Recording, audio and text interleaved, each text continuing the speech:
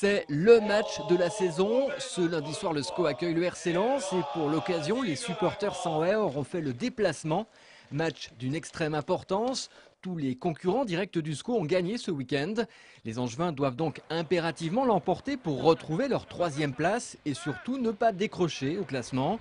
Ça peut passer, les Lensois sont diminués et avec beaucoup d'avance en tête de la Ligue 2, ils ont peut-être un peu moins la pression du résultat.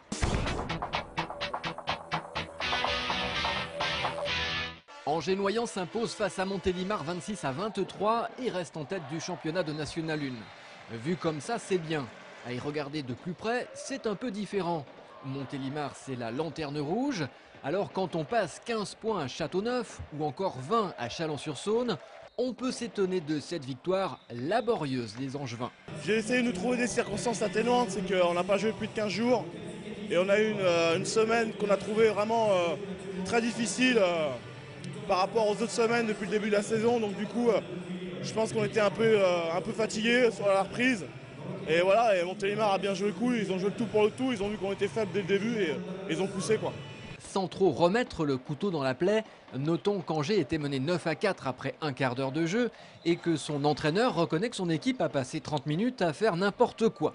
Mais au final, seule la victoire compte dans une course à la remontée en D2 qui reste très bien engagée.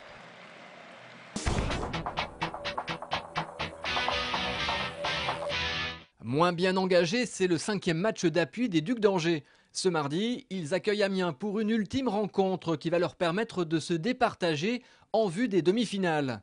Les Angevins avaient pourtant mis toutes les chances de leur côté en remportant leurs 2 premières confrontations la semaine dernière.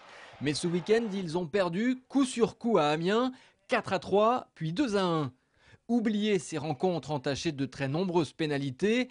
Tout va maintenant se jouer sur la glace du Haras et malheureusement, tout est possible.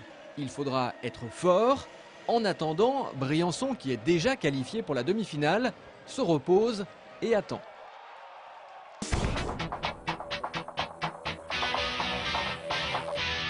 Il y avait du hockey en salle ce week-end.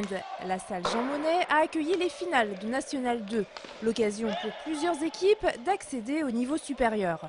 Chez les messieurs, Montrouge a remporté le championnat. Les joueurs étaient opposés à l'équipe de Lyon.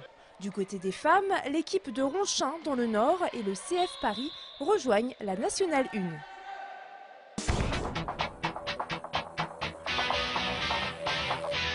Quel paradoxe! La semaine dernière, l'ABC réussissait l'exploit d'aller battre le leader Lille chez lui, ce qui lui permettait d'enchaîner avec une 6e victoire à l'extérieur consécutive. À la maison, la statistique s'inverse.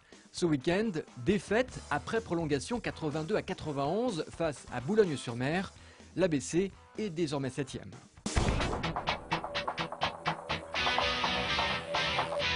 Pour terminer ce Sport News, on va souhaiter une bonne mère au rameur angevin Éric Lenné, ainsi qu'à tous les autres participants de la Bouvet Rame Guyane. Ce dimanche, depuis le Sénégal, ils ont pris le départ de cette course transatlantique à la rame et en solitaire. Devant eux, 4700 km et une arrivée dans un peu plus de 40 jours en Guyane. On vous tiendra informé de leur périple.